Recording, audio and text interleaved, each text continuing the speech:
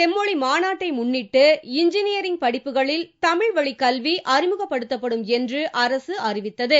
அதன் அடிப்படையில் அண்ணா பல்கலைக்கழகத்தில் உள்ள கட்டிட பொறியியல் மற்றும் இயந்திர பொறியியல் ஆகிய துறைகளில் தமிழ் வழி கல்வி அறிமுகப்படுத்தப்பட்டுள்ளது.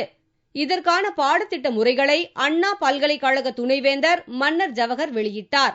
தமிழகம் முழுவதும் உள்ள 15 கல்லூரிகளில் இது அமலுக்கு வருகிறது. நம்ம அண்ணா பல்கலைக்கழகத்தில் அதாவது தமிழ் வழி பாடத்துக்காக இன்னைக்கு புக்ஸ் ரிலீஸ், அதாவது தமிழ் மூலம் உள்ள புக்ஸ் எல்லாம் ரிலீஸ் பண்ணியிருக்கோம்.